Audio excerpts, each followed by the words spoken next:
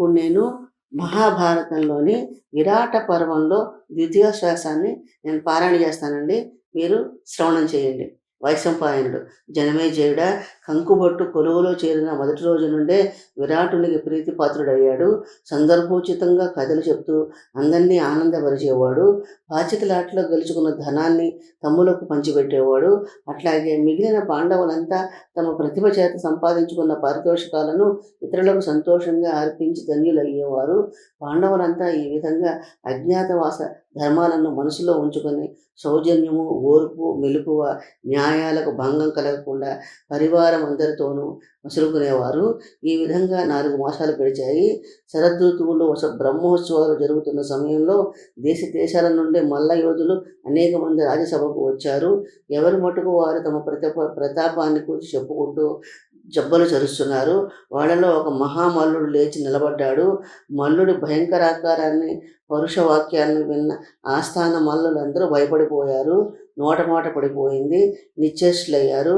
వాళ్ళందరినీ చూసి విరాటుడు ఉత్సాహం కూడా మూడువారిపోవడాన్ని చూసిన యుధిష్ఠిరుడు ఇట్లా అన్నాడు: ఓ రాజా, మన వద్ద ఒంటరివాడుగా ఉంటున్న వలుడు ఎంతోమంది మల్లులను యుద్ధంలో ఓడించాడు. అతడు అమిత బలశాలి అన్న విషయం నాకు బాగా తెలుసు. అతడు తప్పక నీ మనసును రంజింపజేయగల సమర్థుడు. నేను చెప్పేది నిజము. అప్పుడు విరాటరాజు వలుడుని పిలిచాడు.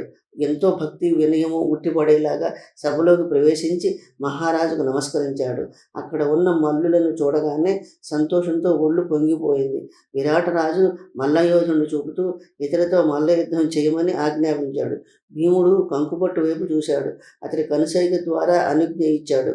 విరాటరాజుతో భీముడు ఇలా అన్నాడు: మహారాజా, పూర్వం ధర్మరాజు కొలువులో ఉన్నప్పుడు ఇట్లాగే కుస్తీ బొట్లు పట్టి ఆయన మనసుకు ఆహ్లాదం కలిగించేవాడిని. అదేవిధంగా ఇప్పుడు మీ మనసును రంజింపజేస్తాను. భీముడు ఉత్సాహంతో గర్జించాడు. వినయంగా రాజు ముందుకు వెళ్ళి జబ్బలు చరిచి భక్తిపూర్వకంగా నమస్కరించాడు. ప్రత్యర్థి మల్లవీరుడు అంతకుముందే విరాటుకి నమస్కరించి అనుమతి తీసుకుని కుస్తీకి సిద్ధమై నిల్చున్నాడు. ఇద్దరూ మట్టిని తీసుకుని బొట్టు పెట్టుకున్నారు. చేతుల నిండా మట్టి తీసుకుని శరీరాలపై చల్లుకున్నారు. మునివేళ్లతో మట్టిని వెళ్ళగించి ఒకరిపై ఒకరు జల్లుకున్నారు. ఎడమ చేతిని వంచి పట్టుకుని కుడి చేతితో జబ్బలు చరుచుకున్నారు. ఇద్దరు ఒకేసారి జబ్బ చరుచుకోవడం వల్ల ఒకేసారి కలియబడ్డారు. మల్ల యుద్ధంలో ఆరితేరిన వలుడు వివిధ రకాలైన పట్లు ప్రదర్శిస్తూ గట్టిగా అదిమిపెట్టి కింద పడేశాడు. ప్రత్యర్థి పైకి రావాలని గట్టి ప్రయత్నాలే చేశాడు. కానీ వలలుడి పట్టు తప్పించుకోలేకపోయాడు. వలలుడు అనేక రకాలైన కుస్తీ పొట్లను, అందులో నేర్పును ప్రదర్శించి ప్రేక్షకుల మన్ననలు పొందాడు. రాజుకు పరమానందం కలిగించాడు. మల్లుడి జట్టి పట్టుకు గిరగిరా తిప్పుకుంటూ కాళ్ళు చేతులు వేలాడిపోయాయి. ఒక విధంగా నేల మీద పడేసి వీపు మీద మోకాలతో పెట్టి అదిమాడు. వలలుడు పట్టు విడిపించుకోవాలని బాధతో చేతులు నేలకేసి బాదుతూ ఊపిరాడక విలవెల్లాడాడు. సభ్యులంతా హర్షధ్వానాలు చేస్తుండగా మల్లుడిని భీముడు ఓడించాడు. ఈ విధంగా వలలుడు ఆ మల్లుడిని ఓడించగా మహారాజు సంతోషంతో అనేక కానుకలు ఇచ్చాడు. వలలుడు వాటన్నిటినీ బేదలు పంచి ఇచ్చాడు. మహారాజు వినోదం కోసం వలలుడికి తీటైన మల్లుడు దొరకకపోతే పులులు, ఏనుగులను వదిలి భీముడిని వాటిని అదుపులోకి తెమ్మనేవాడు. అది చూసి అంతఃపుర స్త్రీలు సంబరపడిపోయేవారు. పాండవులంతా అజ్ఞాతంగా తమ ప్రతిభను ఇతరులకు గుర్తించని విధంగా చాటుతూ విరాటుడి ఆనందం కలిగించారు. ఈ విధంగా కొంతకాలం గడిచింది. రోజులు సాదాసీదాగా సాగిపోతున్నాయి. ఇంకో రెండు నెలల కళ్ళు మూసుకుంటే అజ్ఞాతవాసం గడువు తీరిపోతుంది. ఒక రోజున అక్కగారిని చూసేందుకు సుదేష్ణాదేవి తమ్ములు వచ్చారు. వీరు అన్నదమ్ములంతా కలిసి 105 మంది కీచకులు. వాళ్ళల్లో పెద్దవాడి పేరు సింహబలుడు. అక్కగారి పక్కనే ఉన్న ద్రౌపదిని చూశాడు. ద్రౌపది సౌందర్యం చూసి కీచకుడి హృదయం స్తంభించి చేష్టలుడికి నిలబడిపోయాడు. మన్మధుడు అతన్ని పూర్తిగా లొంగదీసుకున్నాడు. ద్రౌపది రూప సౌందర్యం అనే వలలో చిక్కిన ఆ కీచకుడి హృదయం కీచకుడి హృదయం అనే జింక మన్మధుడనే బలమైన వేటగాడి వలలో చిక్కడం వలన సింహబలుడు చలించిపోయాడు. అటువంటి సౌందర్య రాశిని ఎవరైనా ఎక్కడైనా చూసి ఉంటారా? నేనే కాదు, ఆ దేవేంద్రుడి కొడుకు జయంతుడు కూడా ఈమె నుండి చూపు మరల్చలేడు. ఈ ఈ పాటి అందగత్తె పక్కన ఉంటే మన్మధుడు ఆనాడు పార్వతీపతిని లొంగ తీసుకుని ఉండేవాడే కదా. ఈ అందచందాలు చూస్తే సచీపతి అయిన ఇంద్రుడు కూడా మతి పోగొట్టుకున్నవాడే. ఈమె భర్త ముందు లక్ష్మీపతి సంపదలకు లెక్క. బ్రహ్మదేవుడు మన్మథ బాణాలన్నింటినీ కరిగించి పోసి జీవం పోసి ఈమెను సృష్టించి ఉండాలి. ఈమెను చూస్తే మన్మథుడే విలవిలలాడిపోతాడు. చివురు గొడుగు పూల బాణాలతో పానుపుగా చేయమని ఆజ్ఞాపించక తప్పదు. ఆమెను కన్న పుణ్య దంపతులు ఎవరో, పేరేమిటో, ఈమెను చేపట్టిన భాగ్యశాలి ఎవరో, ఇల్లెక్కడో, ఏ మార్గం చేత ఈమెను పొందగలుగుతాను, నన్ను ఓదార్చి రాయబారం చేయగల వారెవరు, వారిని నేను ఎట్లా వెదిగి పట్టుకోగలరు? మన్మధుడు బాణాల మీద బాణం వేసి సింహబలుడు మతి చెడగొట్టేలా చేస్తున్నాడు. తానే చొరవ చేసుకోవడమా అని అనుకున్నాడు. కానీ చుట్టూ ఉన్న దాసి జనాలను చూసి వెనకడుగు వేశాడు. ఈమె దాసి అని కానీ, ఆమె కట్టుకున్న వస్త్రాలన్నీ మురికి పట్టి ఉన్నాయని కానీ ఆ కామాంధుడు కనిపెట్టలేకపోయాడు. జంకు బొంకు లేకుండా ఆ కీచకుడు నా వంక ఎట్లా చూస్తున్నాడో అని మనసులో విసుక్కుంది ద్రౌపది. దాంతో ముచ్చెమటలు పోశాయి. విధి నా పట్ల ఎప్పుడు క్రూరంగానే ప్రవర్తిస్తోంది. ఎట్లా బయటపడాలో తోచడం లేదు. ఏమైనా అయితే నాకు దిక్కెవరు? ఆ మాట మనసుకు తట్టగానే ఒంట్లో నుండి వణుకు రావడం మొదలుపెట్టింది. ఒక పక్క ద్రౌపది చిగురుటాకులో వణికిపోతూ ఉంటే అది చూసిన కీచకుడేమే అదంతా తన మీద కలిగిన వలపు వల్లలేనని, శృంగార చేష్టలేనని మురిసిపోయాడు. కీచకుడు పరిసరాలను పూర్తిగా విస్మరించి మన్మధుడి చేతిలో కీలుబొమ్మయ్యాడు. అక్కగాని ఇతరితర దాసదాసి జనమంతా చూసిపోతున్నారే అన్న ఇంగితమైనా లేకుండా మైమరిచిపోయాడు. మన్మథ ప్రభావానికి గురి అయిన కీచకుడు అతి కష్టం మీద శైలేంద్ర నుండి దృష్టి మరల్చుకొని అక్కకు నమస్కరించాడు. సుదేష్ణ దాసీలకు చెప్పి తమ్ముడికి బంగారు పీఠాన్ని తెప్పించింది. తమ్ముడు సుఖంగా కూర్చుకున్న తర్వాత ప్రేమతో కుశల ప్రశ్నలు వేసింది. ఆమె అడిగే మాటలన్నీ చెవికెక్కించుకోకుండా ద్రౌపది వైపు చెయ్యి చూపిస్తూ ఇలా అడిగాడు. అక్క, ఈమె ఎవరు? ఈమె కులమేమిటి? ఈమె నడవడికి ఎట్లాంటిది? ఈమె భర్త ఎవరు? వీళ్ళదే ఊరు? ఇక్కడికి ఏ పని మీద వచ్చింది? నీకు ఆమెపై ఉన్న అనురాగం ఎట్లాంటిది? నాకు వివరంగా చెప్పు అన్నాడు. తమ్ముడు కామాతురుడుగా ఉన్నాడని భావించింది. ఎలాగైనా మాట మార్చి అతని మనసు మళ్లించాలనుకుంది. అతని మాటను పట్టించుకోనట్లు నటిస్తూ ఆ మాట ఈ మాట చెప్పి మరోవైపు మళ్లించాలని చూచింది. కానీ అతడు తన పట్టు విడవలేదు. ద్రౌపదిని సమీపించి ఇలా అన్నాడు. ఓ చంద్రవదన, నీ అంత అందగతిని ఈ భూమి మీద నేను ఇంతవరకు చూడలేదు. నీ పేరేమిటి? నీవు ఎవరిదానవు అన్నాడు ఆయన. శైలేంద్ర తనను కాదన్నట్లుగా బదులు చెప్పకుండా ఊరుకుంది. మళ్ళీ ఇలా అన్నాడు. ఓ కోమలి, నీ తెల్లని కన్నులు కాంతితో వెలిగిపోతున్నాయి. కొద్దిగా కన్నెత్తి చూస్తే అరిగిపోతావా? ఓ కాంత, ఒక చిరునవ్వు నా ముఖాన పారవేయి, నీ అందం రెట్టింపవుతుంది. ఓ పద్మముఖి, నోరు తెరిచి ఒక్క మాట మాట్లాడు. ఏది, నీ సుకుమారమైన చెయ్యి కొంచెం పట్టుకోనా అన్నాడు. అప్పటికీ శైలేంద్రి నోరు మెదపలేదు. మహావేశంతో ఉన్న కీచకుడు ద్రౌపది మనసు తెలుసుకునే ఉపాయం తోచక ఇలా అన్నాడు. ఓ సుందరి, నీకెక్కడ నా దృష్టి సోకుతుందో ఏమో అని నీ వీపు చూడటానికే జంకుతున్నాను. నీ ఆధిక్యం చూసిన తర్వాత మాటలు నాలుగు చివరనే ఆగిపోతున్నాయి. నీ చేతులు పట్టుకోవాలని మనసు పీకుతున్నా అనుగ్రహిస్తావో లేదో అన్న అనుమానంతో చేతులు వణుకుతున్నాయి. ఎన్ని రకాలుగా ఆలోచించినా నీ మనసులో ఏముందో నాకు అంతు పట్టడం లేదు. నువ్వు ఇంకా ఇట్లాగే నన్ను ఉపేక్షిస్తే ఆ మదనుడు నన్ను కాల్చి చంపేట్లున్నాడు.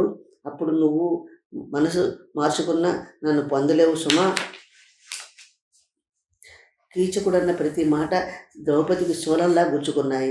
భరించలేని పరాభవాన్ని బయటకు పొక్కనీయకుండా నేర్పుగా బయట పడాలనుకుని ఇట్లా అంది.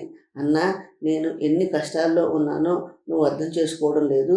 అదే కాకుండా నా శరీరం కానీ కట్టు బొట్టు కానీ ఎంత అసహ్యంగా ఉంటున్నాయో నువ్వే ఆలోచించు.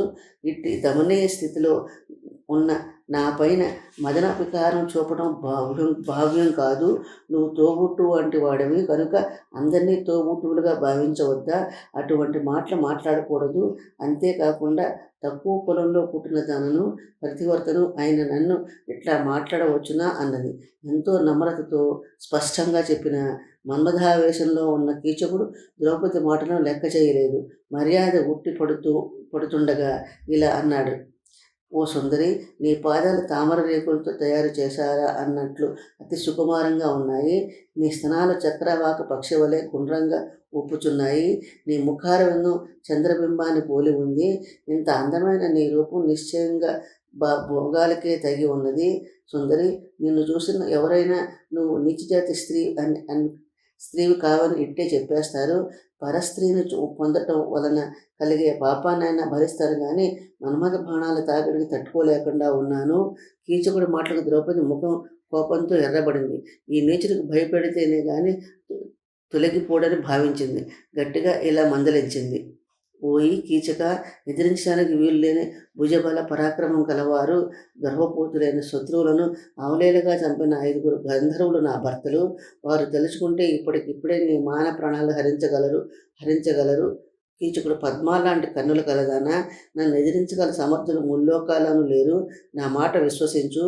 ఓ వివేకం లేని కీచకుడా, ఈ పని నేను చేయదగిందా కాదా అన్న జ్ఞానం లేకుండా నోటికి వచ్చినట్లుగా పేలుతున్నావు.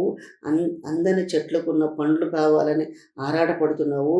పూర్వం రావణాదులు ఇట్లాగే దుర్లభమైన కోరికలు కోరి నశించిపోయారు. కామాంధుడు కావటం వల్ల ద్రౌపది మాటలేవి అతని మనసులోకి ఎక్కలేదు. కోరిక చంపుకోలేక నిట్టూర్పుపై నిట్టూర్పు విడుస్తూ మొహం చిన్నబుచ్చుకొని అక్కగారి దగ్గరికి వెళ్ళాడు. అక్క, ఈ స్త్రీపై మోహం ఏర్పడింది. దాంతో నా మనసు ఆమె పేరు, ఊరు, పుట్టు పూర్వత్రాలు తెలుసుకోవాలని ఆరాటపడుతుంది. ఇంతదాకా ఇక్కడే ఉన్నది కదా, ఇప్పుడు ఎక్కడికి పోయింది? సుదేష్ణ ఇలా అనుకుంది. వీడికి మతపిచ్చి తలకెక్కింది. అయినా చెబితే వినిపించుకోడు అని ఆలోచిస్తూ ఇట్లా అంది. తమ్ముడు, నువ్వు కావాలనుకుంటే బంగారు బొమ్మలాంటి అందగత్తెలు ఎంతమంది లేరు? నువ్వు అంటే హంస నడకలతో వచ్చి నీ ఒళ్ళో వాళ్తారు. వాళ్ళ గాలి గూటికైనా పోలని ఈ సైరంధ్రి నీకెందుకు? ఈమె దగ్గర అందమూ లేదు, సరసమూ లేదు. ఆమెతో నీకెందుకు? నా మాట విను అంది. అక్క, ఈ జగదేక సుందరి ఎవరు? ఇటువంటి అందగత్తెను దేవేంద్రుడి కొలువులో కూడా ఉండదు. ఈమె చేతులు తామర కాడల్లా మెత్తగా ఉన్నాయి. చంపకు చారలేసి కళ్ళు పద్మాలను పరిహసించే ఆమె పాదాలు 1000 కోకిలలు పరవశించి పాడుతున్నట్లున్నాయి ఉన్నది ఆమె కంఠము. ఆమె రూపురేఖలు, సోయగాలు చూస్తుంటేనే ఆమె ఎంత నాగరికత కలదో తెలుస్తోంది. ఇన్ని అందాలు ఈ ఒక్క సైరంధ్రిలో తప్ప కాకడా వేసి వెతికిన ముల్లోకాల్లోనూ కనిపించదు. అక్క, చల్లకొచ్చి ముంచు దాచటం ఎందుకు? నేనేమీ లేకుండా నేను ఆమె లేకుండా బ్రతకలేను. నయానో భయానో ఈమెను ఒప్పించి నా ప్రాణాలు కాపాడు. సుదేష్ణ, నాయన, పరస్త్రీ పొందు ఐశ్వర్యాన్ని, కీర్తిని, ఆయుష్ను నశింపజేస్తుందని ధర్మపరులు అంటారు. నీకు తెలియని ధర్మాలు ఏమున్నాయి? కీచకుడు, సుదేష్ణ, నువ్వు నాకు నీతులు చెప్పడం మాని ఏదో ఉపాయంతో ఆమె నాకు వశమయ్యే ఆలోచన చెప్పు. నువ్వు ఆలస్యం చేస్తున్న కొద్దీ మన్మథుడు నన్ను పూర్తిగా ఆక్రమించుకుంటాడు. అప్పుడు నాకు ఇక మరణం తప్పదు. నువ్వు నిజంగా నా మేలు కోరేదానివైతే నన్ను నిందించడం మాని వెంటనే సైరంధ్రిని పిలిపించు. ఇప్పుడే నీకు పాదాభివందనం చేస్తున్నాను. తమ్ముడు ఉన్నట్లుండి కాళ్ళ మీద పడి వేడుకుంటుంటే అతడెంత దీన స్థితిలో ఉన్నాడో అర్థమైంది. వీడు మదాంధుడు మాత్రమే కాదు, బలాంధుడు కూడా. మంచి మాటలు వీడి తలకెక్కడం లేదు. సైరంధ్రి భర్తల చేతులు కాకపోయినా మదన బాణాల చేతనైనా చావడం తప్పదని మనసులో నిశ్చయించుకుని తమ్ముడిని లేవనెత్తి పెళ్ళుకి వచ్చే కన్నీటి ధరను బలవంతంగా కళ్ళలో నిలుపుకుంటూ ఇలా అంది. తమ్ముడు, ఎందుకు అంతగా బేలవైపోయావు? ఆమెను నీ వద్దకు పంపడం ఏమంత అసాధ్యమైన విషయం ఏమీ కాదు. నువ్వు ఇంటికి వెళ్ళి విశ్రాంతి తీసుకో. ఏదో ఒక సమయంలో మద్యం తీసుకురమ్మని నీ ఇంటికి పంపుతాను. అప్పుడు నీ అనుకూలాన్ని బట్టి తగిన నిర్ణయం తీసుకో. సుదేష్ణాదేవి. కీచకుడు సుదేష్ణ మాటలు సంతోషించాడు. ఇంటికి వెళ్ళి రకరకాలైన మద్యాలను తెప్పించాడు. వాటికి అనుగుణంగా రుచికరమైన పదార్థాలు చేయించాడు. అన్ని ఏర్పాట్లు అయ్యాక అక్కడ పనిచేసే వాళ్ళందరినీ ఇళ్లకు పంపేశాడు. ఒక మనోహరమైన ప్రదేశంలో కూర్చుని మోహావేశంలో శైలేంద్రుని తలుచుకుంటూ తన్మయత్వంతో కలలు కన్నాడు. 10 మందిలో కొత్తవాడినైన నన్ను కన్నెత్తి చూడడానికి సిగ్గుపడి ఉంటుంది, లేక గడుస్తనం చేత నన్ను ఏడిపించాలన్న కొంటె బుద్ధి అయినా అయి ఉండవచ్చు. అయితే తన మనసులో ఏముందో మాత్రం బయటపడలేదు. ఆ వయ్యారి భామ నా కళ్ళ పడాలే కానీ కనకాభిషేకం చేయనా? తను నా వంక కన్నెత్తి చూస్తే చాలు నా శరీరానికి అమృతాభిషేకం చేసినట్టుగా ఉంటుంది. పల్లెత్తి మాట్లాడితే ఒక చిరునవ్వు చిలికించిన ఆనంద సాగరంలో ఈదులాడిన నన్ను అంగీకరించి నాతో సంభోగిస్తే ఇక ఈ జన్మకేమి కోరుకోను. ఈ విధంగా మనసుకు వచ్చే భావాలను అనుసరించి పలవరించసాగాడు. ఆమె రాక కోసం స్వాతివానకు ముత్యపు చెప్పులా ఎదురు చూస్తున్నాడు. అక్కడ అంతఃపురంలో సుదేష్ణ శైలేంద్రుని పిలిచి, ఓ తరుణి, నీరెండిపోయింది. ఎన్ని నీళ్లు తాగినా దప్పిక తీరడం లేదు. ఈ సమయంలో మద్యం తాగాలని కోరికగా ఉంది. ఆ కీచకుడి ఇంట్లో ఎప్పుడు మద్యం నిల్వ ఉంచుతాడు. నువ్వు త్వరగా వెళ్ళి ఈ పాత్రలో మద్యం తీసుకునిరా అంది. ద్రౌపది మనసు కంపించింది. దాంతో శరీరం అంతా చెమట్లు పోశాయి. ఒళ్ళంతా నీరసించిపోయింది. ఈ సుదేష్ణ కావాలని నాకు ఈ పని అప్పచెప్పింది. అయినా నేను ఆ కీచకుడు ఇంటికి పోలేనని అనలేను, అట్లాగని ఒంటరిగాను పోలేను. ఈ చిక్కుముడి కాపాడమని భగవంతుని ప్రార్థించింది. ఈ విధంగా ఆలోచించి సుదేష్ణతో ఇలా అంది, ఓ దేవి, ఈ పనికి ఎవరినైనా పంపు, నన్ను వదిలేయి. నేను ఇంతకాలం నీ దగ్గర గౌరవమైన పనులే చేస్తూ వచ్చాను. ఇటువంటి నీచమైనది పరిచారికలు చేయదగిన పనులు చేయలేదు. ఓ దేవి, ఇక్కడ రాణివాసం నిష్కలంకమైనదని నమ్మి నా భర్తల దగ్గర లేకపోయినా నిశ్చింతగా కాలం వెళ్ళదీస్తున్నాను. తన పంచన చేరిన సాధువులకు దుష్టుల బారి నుండి కాపాడటమే మీ వంటి సజ్జనులకు ధర్మము. కంచే చేను వేస్తే మాకెవరు దిక్కు? నేను మీ కొలువులో చేరకముందే నన్ను నీచ కార్యాలకు వినియోగించవద్దని వేడుకున్నాను. అందువల్ల పరాయి వారింటికి మద్యం తమని నన్ను పంపడం ధర్మం కాదు అన్నది. సుదేష్ణ అంతా వినది. తను చేస్తున్న పని అనుచితమైనదని మనసు ప్రబోధిస్తూనే ఉంది. తమ్ముడు కోసం ఈమెకి ఈ పని తప్పడం లేదు. అయినా మరోమారు బుజ్జగించి చెప్పి చూస్తాను అనుకుంది. ఓ చెలి, నేను మద్యం తాగాలని ఎంతో మనసు పడ్డాను. దాన్ని ఓ నీచ స్త్రీ చేత తెప్పించుకోవడం నాకు ఇష్టం లేదు. నువ్వేమో దీన్ని ఏదో దోషంగా భావిస్తున్నావు. నీ ఇళ్ళ స్నేహ మాధుర్యం కలిగి ఉండడం చేత నీకు ఈ పని చెప్పాను. అదీ కాక కీచుకుడిల్లు ఏమైనా పరాయి ఇల్లా? నువ్వు వచ్చిన నాటి నుండి నీలోని సద్గుణాలను ఎంతోమందికో చెప్పేదాన్ని. కాబట్టి నువ్వు అందరికీ తెలుసు, అందరూ నిన్ను మెచ్చుకుంటారు అని ఇంకా అనేక విధాలుగా నయాన భయాన చెప్పడం వలన ద్రౌపదికి ఇంకా వాదన పెంచుకోవడం మంచిది కాదనిపించింది. ద్రౌపది సుదేష్ణ వంక చూస్తూ, నువ్వు ఇంతగా చెప్తున్నావు కాబట్టి నీ మీద ఉండే గౌరవం కొద్దీ నేను ఈ పనికి అంగీకరిస్తున్నాను అంది. సుదేష్ణ ఎంతో సంతోషించి బంగారు పాత్ర తెచ్చి ద్రౌపదికి ఇచ్చింది. కర్ణ కఠోరంగా మాట్లాడకపోయినా ఆ నీచుడి ఇంటికి పోవాల్సి వచ్చిందే. హతవిధి. పిడుగు మీద పడ్డ వాడి తల పురుగుతో కాల్చినట్లయింది నా పరిస్థితి అని లోపలే దుఃఖిస్తూ బయలుదేరింది. తనకు దిక్కెవరు లేరే అని కన్నీళ్లు కారుస్తూ కొంతసేపటికి మనసు కుదుటపరుచుకుంది. నన్నెవరూ ముట్టుకోరు లెమ్మని ధైర్యం తెచ్చుకుంది. ఆయన మనసులో నుండి దీనత్వం తొలగిపోలేదు. అందువల్ల ముఖం కళ తప్పిపోయింది. శరీరం వణుకుతోంది. అడుగులు తొట్లు పడుతున్నాయి. ఒళ్ళంతా చెమటలు పట్టాయి. భయము, దుఃఖము, సంకోచము, నిశ్చేష్టత అన్నీ కలిసి పెనవేసుకుపోయాయి. కష్టాలు గట్టెక్కడానికి భగవన్నామస్మరణ తరుణోపాయమని నమ్మింది. ఓ సూర్యభగవానుడా, నేను పాండవుని తప్ప ఇతరులను భర్తగా భావించని ప్రతివర్తనే అయితే ఈ కీచకుడి వల్ల నాకు ఎటువంటి అపాయము కలగకుండా కాపాడు అని ప్రార్థించింది. సూర్యభగవానుడు ద్రౌపది మొర ఆలకించాడు. ఆమె రక్షించడానికి బలాఢ్యుడైన రాక్షస రూపాన్ని పంపాడు. ఆ రాక్షసుడు ఆకాశంలో అదృశ్య రూపంలో ఉంటూ ఆమెకు రక్షగా నిలబడ్డాడు. ఈ విధంగా ప్రార్థించిన ద్రౌపది కీచకుడి ఇంట్లోకి ఎదురు చూపులు చూస్తూ పెద్ద పులి ఉన్న పొదలోకి అడుగుపెట్టే లేడి వల్లే ప్రవేశించింది. శైలేంద్రి రావడం కీచకుడు స్పష్టంగా చూశాడు. మనసులోని అలజడిని, శరీరంలోని మదన తాపాన్ని దిగమింగాడు. ఆశ్చర్యం, సంతోషం పెనవేసుకున్నాయి. తొట్లుపాడుతూ లేచి నుంచున్నాడు. అప్పుడు శైలేంద్రి సుదేష్ణాదేవి దప్పికగా ఉంది. మద్యం తీసుకురమ్మని పంపారు.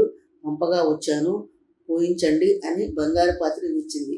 ఓ సుందరాంగి, నీ దేవి దప్పిక తీర్చడానికి సిద్ధపడిన నీవు ఆమె తమ్ముడునైన నా దప్పిక కూడా తీర్చరాదా? కాదు కూడదనటం న్యాయమా సుందరి? నీ కడగంటి చూపులకై నా శరీరం దహించుకుపోతోంది. నీ మధురమైన మాటల కోసం మనసు తహతహలాడుతుంది.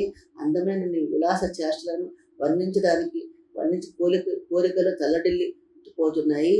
నీతో కేళి వినోదాల్లో తేలి ఆడాలని మనసు తప్పించిపోతోంది. నువ్వు నన్ను అనుగ్రహించకపోతే నా ప్రాణాలు నిలవు. నీకు దాసునవుతాను. విడియో మొదలు నన్ను అనుగ్రహించు. ధీరురాలైన ద్రౌపది అతని మాటలు వినిపించుకోకుండా, ఆలస్యమైతే అమ్మగారు కోప్పడతారు, త్వరగా మద్యం ఇప్పించండి, వెళ్ళాలి, నా కోసం ఎదురు చూస్తూ ఉంటారు అన్నది. మద్యం మరొక చేతి పంపిస్తాను, నువ్వు కూడా కొద్దిగా పుచ్చుకో, భలేగా ఉంటుంది. మద్యం నువ్వు తాగు, నీ ముఖ పద్మంలోని సువాసనను నన్ను తాగనివ్వు, నా మదన తాపాన్ని పోగొట్టు, నన్ను రక్షించు, నా సంపదలన్నీ నీ అధీనం చేస్తాను. ఓ శైలేంద్రి, నీకు అందమైన మణిహారాలను, విలాస గృహాలను, నా వేశ్యల్ని, భార్యల్ని అందరినీ నీ చెప్పు చేతుల్లో ఉండేట్లు చేస్తాను అంటూ మోహావేశంలో ఆమెను గట్టిగా పట్టుకున్నాడు. తనకు రక్షకుడుగా వస్తున్న అదృశ్య రాక్షసుడు శైలేంద్రుని ఆవహించగా శైలేంద్ర శక్తి అధికమైంది. కీచకుడిని ఒక్క తోపు తోసి తాను ఆ ఇంట్లో నుండి బయటపడింది. కీచకుడు ఆమెను వెంబడించాడు. ఆమెకు ఎటు పరిగెత్తాలో తోచక అదృష్టవశాత్తు విరాటరాజు కొలువు తీరి ఉండగా సభలోకి పరిగెత్తింది.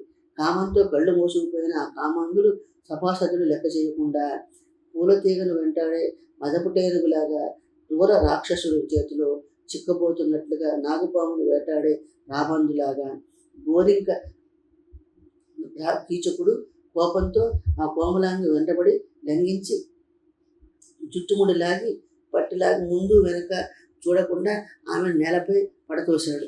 ద్రౌపదిని రక్షించడానికి సూర్య ప్రేరేపితుడైన రాక్షసుడు సింహబలంలో ఒక తోపు తోశాడు. దాంతో వాడు వెల్లకిలా పడిపోయాడు. తన పడిపోవడాన్ని ఎవరు గమనించకూడదని చివారం లేచి ఆ కనబడని దెబ్బ కొట్టింది ఎవరా అని పరికించి చూశాడు. కళ్ళు బయలు కమ్మి అంతా మసక అనిపించింది. ఉడుపు తప్పిన పాముల కోపంతో బుసలు కొడుతూ నిలబడ్డాడు. ఆ సమయంలో రాజసభలో కంకుబట్టు వలలుడు కూడా ఉన్నారు. శైలేంద్రుడికి జరిగిన అవమానం, కీచకుడి మద విజృంభణ చూసి వలలుడు పళ్ళు పటపటా కొరికాడు. కళ్ళు చింతనొప్పులయ్యాయి. ఆవేశంతో ఒళ్ళంతా చెమట్లు పట్టింది. అతడు ఒక మహాభయంకర మూర్తిలాగా కనిపించాడు. కులపర్వతాలన్నీ పడగొట్టి ఒకదాని మీద మరొకటి విసిరేస్తాడా అన్నట్లున్నాడు. దిక్కులు నాలుగింటిని కలిపి ఒక ముద్ద చేసేట్లున్నాడు. సముద్రాల్లోని నీళ్ళన్నీ బయటకు చిమ్మి బురద పూసుకుంటాడా అన్నంత భయంకరంగా కనిపించాడు.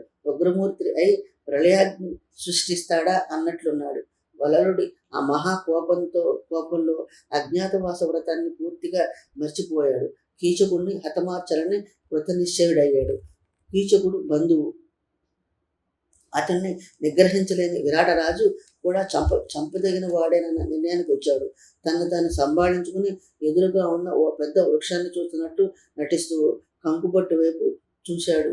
కంకుబట్టు కనుసైగుతో వలలుడు వారిస్తూ గూఢార్థం ధ్వనించేట్లుగా ఇట్లా అన్నాడు. ఈ చెట్టు కాయల పోలతో కలకలాడుతున్నది. వలలుడు దాన్ని నరికి వంట చెరుకుగా వాడాలని ఆలోచిస్తున్నాడు. ఇది తగదు. ఎందువలనంటే అశ్రుతులకు చలని నీడనిచ్చే విశ్రాంతినిస్తుంది. వలలుడు వంట చెరుకు కావాలనుకుంటే బయట పనికిరాని చెట్లు చాలా ఉన్నాయి. కంకుడు సమయానికి చేసిన సూచన వలలుడి పైన ప్రభావం చూపింది. మండుతున్న అగ్నిహోత్రం ఒక్కసారిగా చల్లబడిపోయింది. ఎంత ఉగ్రుడయ్యాడో అంతా శాంతాన్ని వహించాడు. నిండు సభలో అభాగినిగా నిలబడ్డ శైలేంద్రి అన్నదమ్ములిద్దరిని వైఖరి కనిపెట్టి మెల్లగా లేచింది. ముక్కు పుట్టాల నుండి వేడి నిట్టూర్పులు వినబడుతున్నాయి. కలువరేకులు వంటి ఆమె కనుల నుండి కన్నీళ్లు కారుతున్నాయి. చంద్రబింబంలోని కలంకంలాగా ఆమె ముఖం ముంగురులు వేలాడుతున్నాయి. కీచకుడి చేత పరాభవించబడిన ఆ ఇల్లాలు తిన్నగా విరాటరాజు కొలువులో దీనంగా నిలబడింది. ద్రౌపది ఒక వంక విపరీతమైన అవమానం, మరొక పక్క అజ్ఞాతవాస వ్రతము భంగమవుతుందేమో అన్న భయము కలిగినదే. సభాసదులు చూస్తున్నట్లుగా నటిస్తూ భర్తలను చురచురా చూసింది. రాజు సభికులు వినేట్లుగా ఇలా అన్నది. సరే, ఏది ధర్మము ఏది అధర్మమో క్షుణ్ణంగా తెలిసిన వారు, సాధుజనులను రక్షించేవారు, దుష్టులను శిక్షించేవారు, అస్త్రశస్త్ర విద్యలలో ఆరితేరిన వారు, శత్రువుల్ని అవలేలగా చంపగలిగిన గంధర్వులైన నా భర్తల ఐదుగురు కీచుకుడు ఈ విధంగా అవమానిస్తుంటే ఉదాసీనంగా ఊరికే ఉండిపోయారు. ఇక లోకంలో ఇతరుల భార్య లక్షణం ఎక్కడుంది? ఈ విరాటరాజు కొలువులో ఉన్న ఇంతమందిలో ఒక్కరైనా ధర్మానికి హాని జరిగిందన్న బాధలో ముందుకు వచ్చి మాట్లాడేవారే లేకపోయారు. ప్రతివద్ద ఏ పాపము ఎరుగని తనను ఇంతమందిలో కీచుకుడు నన్ను అవమానించాడు. ఇంత పెద్ద సభలో ఏ కొద్ది మందికైనా కొద్దిపాటి సానుభూతి కూడా లేకుండా పోయింది. ఎవరికి జాలి అయినా కలగడం లేదా? ఇంత జరిగినందుకు నేను ఈ విరాట్ రాజును నిందించాలి. రాజ్యంలో ఏదైనా అధర్మం జరిగితే రాజు దాన్ని విచారించి శిక్షించాలి. ఈ సభలో ఈ విధంగా నన్ను తన్నిన కీచకుడిని ఉదాసీనంగా చూస్తూ ఊరుకోవడం న్యాయమా? ద్రౌపది మాటలు విరాటుడి మనసు కలిచి వేశాయి. కానీ కీచకుడిని మందలించే ధైర్యం లేకపోయింది. అందువలన అతన్ని మంచి మాటలతో ఊరడించి పంపాడు. కీచకుడు కోపంతో ఊగిపోతూ ఇంటి ముఖం పట్టాడు. అనంతరం సభలో శైలేంద్రుని గురించి కలవరం చెలరేగింది. ఇన్ని మంగళకరమైన లక్షణాలున్న ఈ సుందరాంగి శైలేంద్రిగా ఎందుకు మారాల్సి వచ్చిందోనని కొందరు, ఇటువంటి స్త్రీకి ఇంత పెద్ద కష్టం తెచ్చిపెట్టిన ఆ దేవుడు నిజంగా కఠినాత్ముడని కొందరు, రాజు కన్నెదుటే దుర్మార్గుడైన కీచకుడు ఇంత కిరాతకం చేశాడే అని ఇంకొందరు. ఈ విధంగా సభాసదులందరూ మెల్లమెల్లగా గుసగుసలాడుకుంటున్నారు. అప్పుడు ధర్మరాజు మనసు కలకి చెందింది. రోషం గలవాడైన ధీరుడు కాబట్టి ఆ రోషాన్ని అణుచుకున్నాడు. వికారం లేని మమతతో మామూలుగా మాట్లాడే ధోరణిలోనే ద్రౌపదితో ఇలా అన్నాడు. ఓ శైలేంద్రి, నీ వృత్తాంతమంతా రాజుగారికి సభాసదులకు వివరంగా తెలిసింది. ఇకపైన నీవు మాట్లాడాల్సిన విషయాలేమీ లేవు కనుక నీవు వెంటనే రాణిగారింటికి వెళ్ళిపో. నీకు జరిగిన ఈ అవమానానికి నీ భర్తలైన గంధర్వులు కోపించకుండా ఉంటారా? బహుశా ఇది సరైన సమయం కాదని ఊరుకొని ఉంటారు. నీకు వారికి ఏదైనా నియమం ఉంటే ఇది సమయం కాదని వారు ఇప్పుడు కోపగించుకుని ఉండకపోవచ్చు. నువ్వు ఆ విషయాన్ని తెలుసుకోకుండా నీ భర్తలను నిందించడం న్యాయం కాదు. అట్లాగే రాజు ఎదుట ఆవేశంతో సంకోచం లేకుండా ఎదిరించి మాట్లాడడం మంచిదా? నువ్వే చెప్పు. ధర్మరాజు ఇంతగా చెప్పినా కూడా ద్రౌపది కదలకుండా అక్కడే నిలబడి ఇంకా ఏదో చెప్పబోతూ ఉండగా ధర్మరాజు అడ్డుకొని ఇలా అన్నాడు. ఓ శైలేంద్రి, ఎంత నచ్చ చెప్పినా నిండు సభలో స్వైర విహారం చేస్తూ నాట్యం చేస్తున్నావు.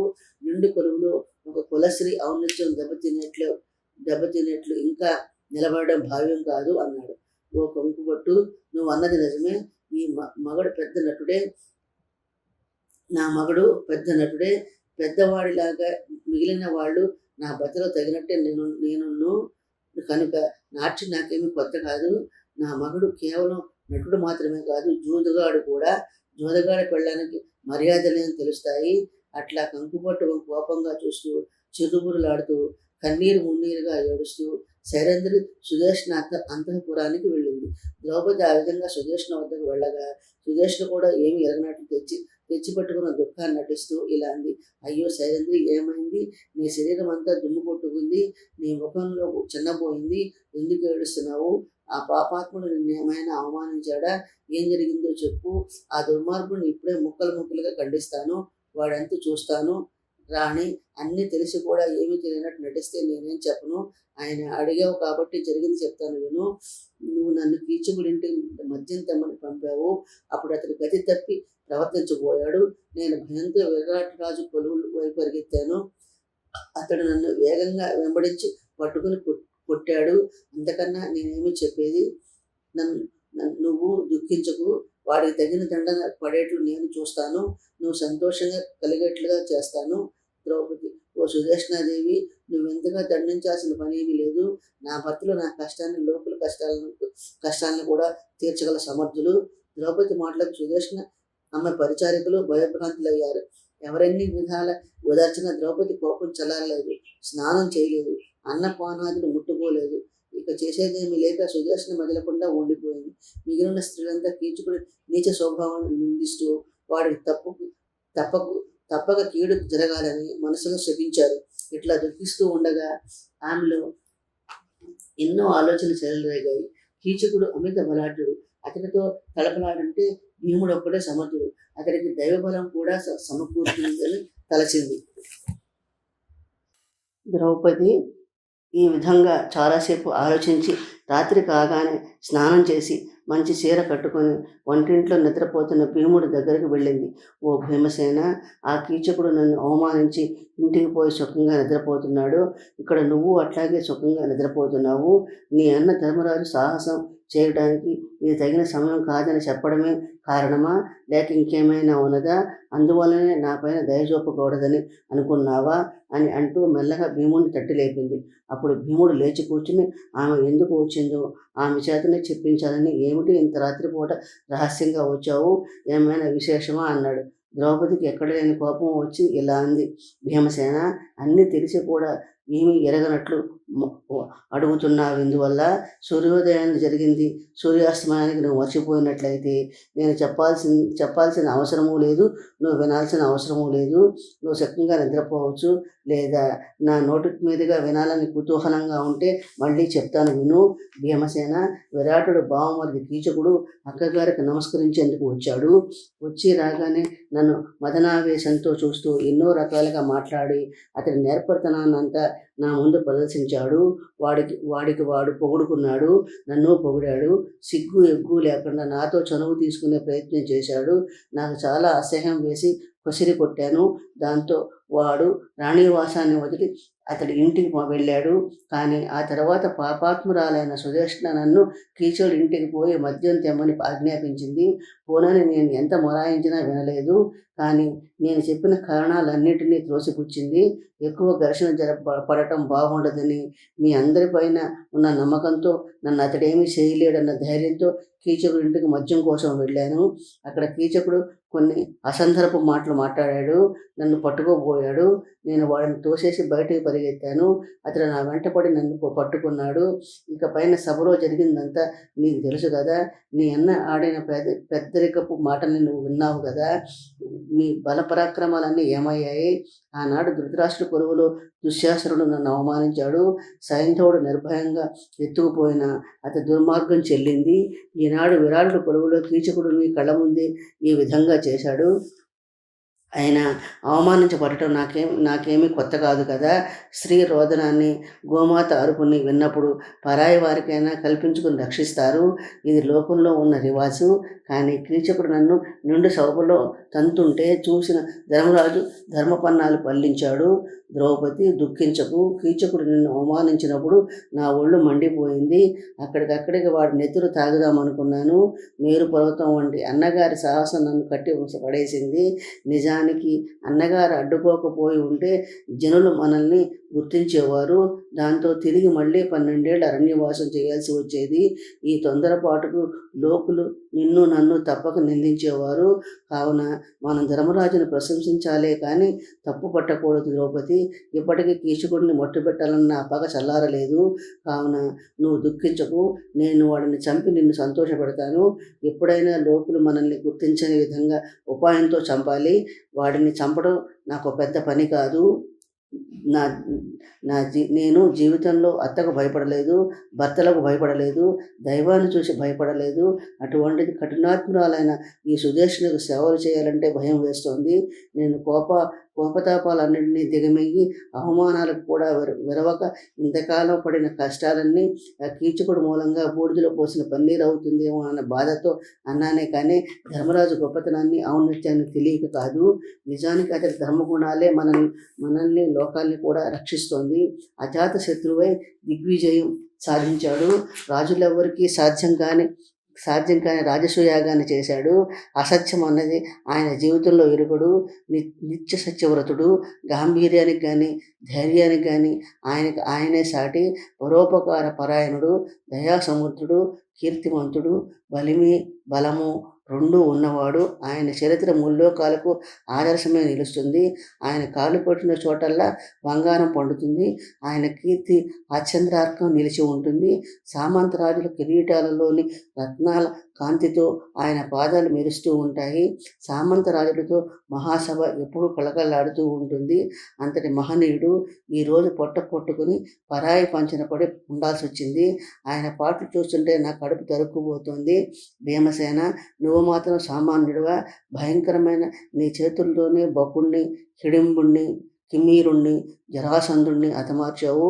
భూభారాన్ని నీ భుజాల మీద వహించి దిగ్గజాలకు, ఆదిశేషువుకు, శ్రీకూర్మానికి, కుల పర్వతాలకు ఊరట కలిగించగలవాడవు. అటువంటి నువ్వు వంటకట్టెల్ని విరిచేందుకు నీ బలాన్ని ఉపయోగిస్తున్నావంటే నాలో నేనే ఎంతగా కుమిలిపోతున్నానో తెలుసా? విరాటుడు వినోదం కోసం ఏనుగులతోనూ, పులులతోనూ, ముష్కరులపైన మల్లులతోనూ నువ్వు పోరాడుతూ ఉంటే మహనీయమైన నీ శరీరం ఇలాంటి నీచమైన పనులకు వినియోగించాల్సి వస్తోంది కదా. నువ్వు ఈ విధంగా పోట్లాడుతుంటే రాణివాసం కాంతుల వినోదం చూస్తున్నారు. సుదేష్ణ వెంట నేను వస్తూ ఉంటే నువ్వు కష్టంగా మాట్లాడేటప్పుడు దుఃఖపడతాను. నీది పైచేయి అయినప్పుడు ఆనందిస్తాను. అట్లాంటి సమయంలో పరిచారకులంతా సుదేష్ణతో గుసగుసలాడతారు. ఒక పక్క నా ప్రాణాలన్నీ నీపైనే ఉన్నా వాళ్ళ మాటల్ని ఓ కంట కనిపెడుతూనే ఉంటాను. వాళ్ళ మనసులో మనపైన అక్రమ సంబంధాన్ని అంటగట్టేందుకు ఆరాటపడుతూ ఉంటారు. కనుక మన అజ్ఞాతవాస వ్రతానికి భంగం రాకుండా ఆ కీచకుడిని తగిన శాస్తి చెయ్యి. ఇక అర్జునుడు అంటావా, పరమశివుడితో తలపడిన దీశాలి ఇంద్రుడు ప్రేమతో అర్ధాసనంపై కూర్చోబెట్టుకున్నాడు. యముడే అడ్డుపడిన శరణాగతుని రక్షిస్తాడు. ఊర్వశి తానే వలసి వచ్చిన చలించని ఇంద్రియ నిగ్రహం గల ధీరుడు. ఇందులో ఏ ఒక్కటి ఉన్నా లోకం నెత్తిన పెట్టుకుని పూజిస్తుంది, జేజేలు కొడుతుంది. అటువంటి వాడు అన్నీ ఉన్నవాడు, తేజోనిధి. ఎన్నో పాటలు పడుతున్నాడు, చూస్తూనే ఉన్నావు కదా. ఆడంగి రేకుల వాడే ఆడపిల్లలకు నాట్యం నేర్పుతూ కాలం వెళ్ళబోచుతున్నాడు. ఎంత నైత్యం! ఇంతటి మగధీరుడికి పీడితనం అంటగట్టిన ఆ దైవం తిట్టుకుంటూ ఉంటాను. ఈ దుఃఖం నుండి ఎన్నటికీ బయటపడతానా అని నాలో నేను కుమిలిపోతున్నాను. నీ తమ్ముడు నకులుడు ఎంత అందగాడో నీకు తెలియదా? ఎదురైన వాళ్ళంతా తనివి తీరక వెనక్కి తిరిగి చూడకుండా పోరు. మునులు కూడా అతని దగ్గర నిగ్రహాన్ని నేర్చుకుంటారు. అతడి పరాక్రమాన్ని శత్రువులే మెచ్చుకునేవారు. ఇక అడిగిన వాళ్లకు లేదనడు.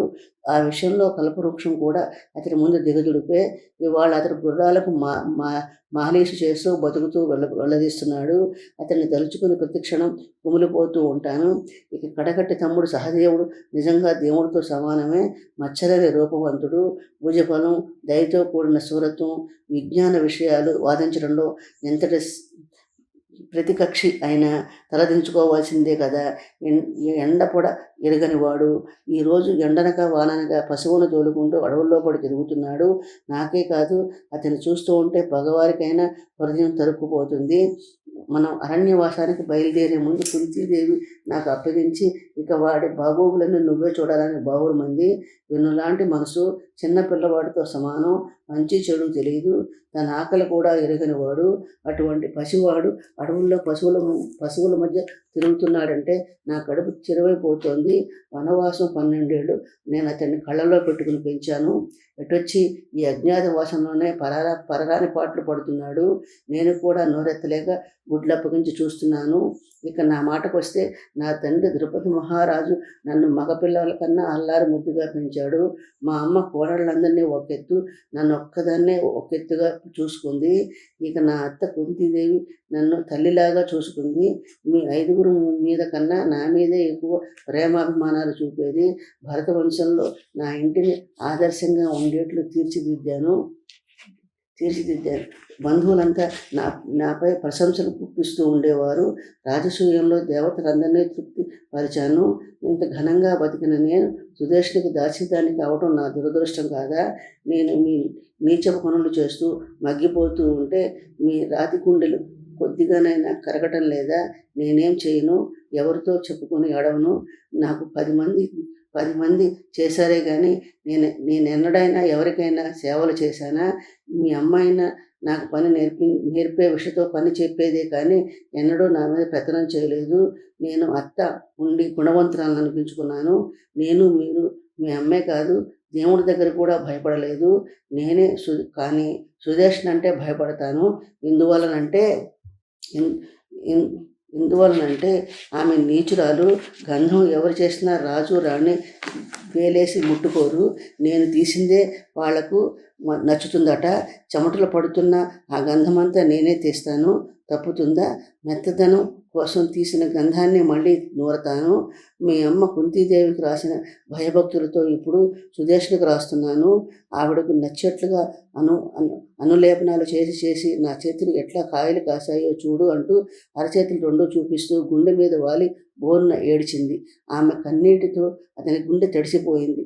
ద్రౌపది పడుతున్న కష్టాలను భీముడు హృదయం ద్రవించి కన్నీరై ద్రౌపది తల అంతా తడిసిపోయింది. రెండు చేతులతో పదివి పట్టుకుని ముఖం దగ్గరగా చేర్చుకుని ముద్దు పెట్టుకున్నాడు. అప్పుడు ఆమె పైటి చెంగుతో అతని కళ్ళు తుడిచి ఓదార్చింది. ఇంతమంది ఇన్ని కష్టాలు పడడానికి కారణం నీ అన్న ధర్మరాజు కాదా? అతడు పోయిన ఆ మాయగాళ్లతో జూదమాడటం వల్లనే కదా మనకి ఇన్ని కష్టాలు వచ్చాయి. ఏదో ఒక రోజున మంచి రోజులు రాకపోతాయా అని గంపెడు ఆశ పెట్టుకుని బ్రతుకుతున్నాను. ఆయన ఎవరన్నీ ఏం లాభం? ఏనాడో ఎవరికో తీరని కష్టాలు కలిగించి ఉంటాను. ఈనాడు ఈ విధంగా అనుభవిస్తున్నాను. లేకపోతే నిండు సభలో ఒక మూర్ఖుడు నన్ను జుట్టు పట్టుకుని కొట్టాడు. మిమ్మల్ని నిందించి ఏం లాభం? ఎట్లాగో ఒక విధంగా మీకోసం ఓదార్చుకుందాం అనుకున్నా. వీడు నన్ను విడవటం లేదే.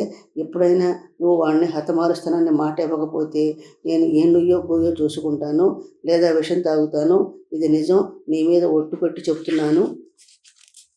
భీముడు, ఓ ద్రౌపది, నా కళ్ళ ముందే అడ్డు ఆపు లేకుండా నిన్ను పరాభవించిన ఆ కీచకుడు భూమిపైన జీవించి ఉండడానికి వీల్లేదు. ఆ కీచకుడు ఎక్కడ దాక్కున్నా సరే ధర్మరాజే అడ్డుకున్నా వాడని కాక నువ్వే వాడిని క్షమించమని నన్ను వేడుకున్నా కూడా నేను నా చేతిలో చావు తప్పదు. ఈ భాగ్యానికి మా చరిత్రలన్నీ తిరగేసి మా గుండెలకు తూట్లు పడేట్లు మాట్లాడాల్సిన పని లేదు. కీచకుడు చావు నిశ్చయమైంది. నువ్వు ఇక వాడిని చచ్చిన వాడి కిందే లెక్క వేసుకుని నిశ్చింతగా ఉండు. ఓ ద్రౌపది, నువ్వు పడ్డ కష్టాలన్నిటికీ ఏకరువు పెట్టావు, బాగానే ఉంది. నీ పైన మాకు ప్రేమాభిమానాలు లేవనుకుంటున్నావా? అది కాకుండా కష్టాలు మనుషులకు కాక మానవులకు వస్తాయా? పూర్వం చవనుడు కోరినట్లు సుకన్య అడవిలో కష్టాలు పడలేదా? రాముడితో కలిసి వనవాసంలో సీత ఎన్ని కష్టాలు పడిందో ఎరుగువా? నలుడిని కట్టుకున్న దమయంతి ఎన్ని ఇక్కట్లు పడిందో అందరికీ తెలిసిన విషయమే కదా. వాళ్ళందరి ఎన్ని కష్టాలు వచ్చినా ఓర్చుకుని చివరకు రాజ్య సుఖాలు పొందలేదా? అదేవిధంగా నువ్వు కూడా ఈ కష్టాలకు ఓర్చుకుంటే సంపదలు అనుభవించవచ్చు. దుర్యోధన, దుశ్శాసన, కర్ణ, శకుని, సైంధవాది దుష్టులందరినీ నరకానికి పంపేటంత వరకు నా మనసుకు విశ్రాంతి ఉండదు. మన అజ్ఞాతవాస సమయం కూడా దగ్గర పడింది. అట్లాగే దుర్యోధనాదుల కాలం కూడా దగ్గర పడుతుంది. 11 నెలలు గడిచిపోయాయి. ఇంకొక 4 రోజులు ఓపిక పడితే నీ దుఃఖం తీరిపోతుంది. కనుక మనసు కుదుటపరుచుకో. నిన్ను అవమానించిన కీచకుడు ఇంకా బతికి ఉండడం కూడా ఇష్టం లేదు. నువ్వు అతడిని అంగీకరించినట్లు నటించి అతని నర్తనశాల దగ్గరికి ఒంటరిగా వచ్చి కలుసుకోమని చెప్పు. నీ ముందే వాడిని చంపి నీకు సంతోషాన్ని కలిగిస్తాను. తెల్లవారుతోంది, ఇక నువ్వు వెళ్ళు అన్నాడు భీముడు. ద్రౌపది తన గదికి వచ్చి పక్క మీద నడువు వాల్చి కళ్ళు మూసుకుని పడుకుందే కానీ నిద్ర పట్టడం లేదు. ఇంతలో పరాభవ దుఃఖంతో సైరేంద్రి విడిచిన వేడి నిట్టూర్పులకు వికసించిన పద్మాల నుండి సువాసనలు గుప్పను గుబాళించాయి. చీకట్లు విడిపోయాయి. పద్మాల్లోకి తుమ్మెదలు గుంపులు చొరబడ్డాయి. వృక్షాల లతలు పూలు రాలుతున్నాయి. విరహవేదన పొంచుతున్న చకోరాలు రాత్రంతా గత సుఖాల్లో మునిగి తేలిన దంపతులు పెనవేసుకుని పడుకున్నారు. తెల్లవారగానే కీచకుడు కాలకృత్యాలు తీర్చుకున్నాడు, చక్కగా అలంకరించుకున్నాడు. మళ్ళీ మనస్సు సైరేంద్రి కోసం పరుగులు తీసింది. కాలు నిలవడం లేదు. వెంటనే సుదేష్ణ ఇంటికి వెళ్ళాడు. తనలో ఇలా అనుకున్నాడు, సైరేంద్రి కళ్ళబడగానే లెంపలేసుకొని మచ్చిక చేసుకోవాలి. ఈరోజు తప్పక నా వశం అవుతుంది. ఏమాత్రం సందు దొరికినా కౌగుట్లో బంధిస్తాను. ఈ పూటకి ఆ ఆనందం చాలు, క్రమక్రమంగా లొంగ తీసుకోవాలి అని మనసులోనే ఊహించుకుంటూ సైరేంద్రి పనిచేసిన చోటుకు పోయాడు. సైరేంద్రి అప్పటికే పనిపాటిలో మునిగి ఉంది. ఆమె మనసులో ఎక్కడా విషాద ఛాయలు కనిపించలేదు. పైపెచ్చు సంతోషంతో ఉరకలు వేస్తున్నట్లయింది. బహుశా మనసు మార్చుకున్నదేమో అన్న ఆలోచన కలిగింది. ఆ ఆలోచన రాగానే కాళ్ళు భూమి మీద ఆనడం లేదు, గాలిలో తేలిపోయాయి.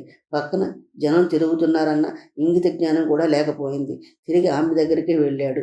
తన్ను చూసి ఉదాసీనంగా ఉండటమే కాకుండా జంకు గొంకు లేకుండా మసులుతోంది. ఒకవేళ మనసు మార్చుకుందేమోనన్న ఆశ చిగురించింది. దగ్గరగా పోయి ఎవరితోనో మాట్లాడుతున్నట్లుగా, ఇదిగో నిన్నే, నీ పాదాలు సేవించడానికే సేవించుకునే భాగ్యం ఎప్పుడు కల్పిస్తావు? ఎందుకంత నిర్లిప్తంగా ఉంటున్నావు? రతి సౌఖ్యాలు వద్దని వైరాగ్యం పుచ్చుకున్నావా? నన్ను కూడా దయతలచినంత మాత్రాన నీ సొమ్మేమి పోతుందిలే. నిజానికి నాలాంటి రసికుడితో కలవటం వల్ల నీ అందచందాలు రెట్టింపు అవుతాయి. నువ్వు అమాయకురాలివి కాబట్టే అఖండ వైభవాన్ని కాలదన్నుకున్నావు. నువ్వు ఇతరులకు దాస్యం చేయక్కర్లేదు. స్త్రీలంతా నీకు దాసోహం అంటారు. బలవంతులైన రాజులకు చిటికలో పట్టుకుంటాను. జనరంజకంగా రాజ్యపాలన చేస్తున్నాను. ఈ విరాటుడు కూడా నా మోచేతి కింద నీళ్లు తాగుతూ బతికేవాడే సుమ. నీతో పాటు మరో 10,000 మందిని బలవంతాన చెరబట్టినా నన్నెవడు అడిగేవాడు లేడు. కొమ్ములు తిరిగిన భర్తలు 5గురు ఉన్నారన్నావు. వారెక్కడున్నారు? ఉంటే నిన్ను ఆదుకోరేం. కాబట్టి మూర్ఖంగా ప్రవర్తించకు. నువ్వెక్కడికి వెళ్ళినా నిన్ను విడిచిపెట్టను. ఎలా తప్పించుకుంటావో చూస్తాను అన్నాడు. శైలేంద్రి తనలో ఇట్లా అనుకుంది. వీడికి రోగం ముదిరి పాకాన పడింది. ఇప్పటిక వీడిని వంచడం తేలిక అనుకుని మెల్లగా క్రీగంటూ చూసింది. చిరునవ్వు దాచుకున్నట్లుగా నటించి మెల్లగా ఇలా అంది. ఎంత విదిలించి కొట్టినా మీదికొచ్చి పడుతున్నావు. అంతేగాని ఎదుటవారి మనసు గ్రహించే ఇంగితం ఉన్నట్లేదు. ప్రణయం అన్న పేరుతో పేటరేగిపోవడం మంచిదేనా? కోరిక కలిగింది కదా అని మంచి చెడు ముందు వెనక చూడకుండా వెంబడించడం నీకే చెల్లింది. మగవాళ్ళంతా ఇంతే. ఎవరెట్లా పోయినా సరే తమ కోరిక తీరాలి అనుకున్నది సాధించుకోవాలి. కానీ ఆడవారు అట్లా కాదు. ఆయన నీకు మళ్ళీ తొందరపడి నలుగురిలో నవ్వుల పాలు కావడానికి ఇష్టపడరు. అందువల్ల మనం రహస్యంగా కలుసుకోవడం మంచిది అన్నది. శైలేంద్రి మాటలు విన్న కీచకుడు పొంగిపోయాడు. ఓ శైలేంద్రి, మన్మథుడు నన్ను కరుణించాడు. ఇక మీదట నిన్ను వేధించను. నువ్వేం చెప్తే అంతా నీ ఆజ్ఞ తప్పక పాటిస్తాను. ఆ ఉపాయం ఏదో నువ్వే ఆలోచించి చెప్పు. నువ్వు నన్ను అంగీకరించావు, అదే 10,000 అన్నాడు. కీచకుడు మాటలు విన్న ద్రౌపది పర్వాలేదు, వీడు నా ఉచ్చులో బాగానే పడ్డాడని మనసులో అనుకుని పైకి ఇలా అంది. ఉత్తర మొదలైన వాళ్ళంతా నాట్యం నేర్చుకునే చోట అతి రహస్యమైనది. ఆ చీకటి పడిన తర్వాత నర్తనశాల వైపు ఎవరు రారు కనుక మనం కలుసుకోవడానికి అదే అనువైన ప్రదేశం. నువ్వు చేయబోయేది రహస్య క్రీడ. అందువల్ల అందరికీ తెలియకుండా ఒంటరిగా రావడం మంచిది. ఆ తర్వాత నీ ఇష్టం అన్నది. ద్రౌపది అన్న మాటల కీచకుడు ఎగిరి గంతేశాడు. ఓ చంద్రముఖి, నువ్వు నన్నే విధంగా చేయమని ఆదేశిస్తే ఆ విధంగా నడుచుకుంటాను. నీ ఆజ్ఞ శిరసావహించి ఈ రాత్రికే ఒంటరిగా వస్తాను. నువ్వు మాత్రం మాట తప్పకుండా అదే సమయానికి వచ్చేయాలి అన్నాడు. అప్పుడు ద్రౌపది, నువ్వు ఒక్కడవే రావాలి. నువ్వు అక్కడికి రావడం ఎవరికి చెప్పకూడదు. నువ్వు అన్నది పాటించకపోతే నేను వెంటనే వెళ్ళిపోతాను. రాజా, మనం ఎక్కువసేపు ఇక్కడ ఉండడం మాట్లాడుకోవడం మంచిది కాదు. నా పని నేను చేసుకుంటాను. నువ్వు ఇక్కడ నుండి వెళ్ళిపో అన్నది. ద్రౌపది మాటలకు సంతోషపడి కీచకుడు వెళ్ళిపోయాడు.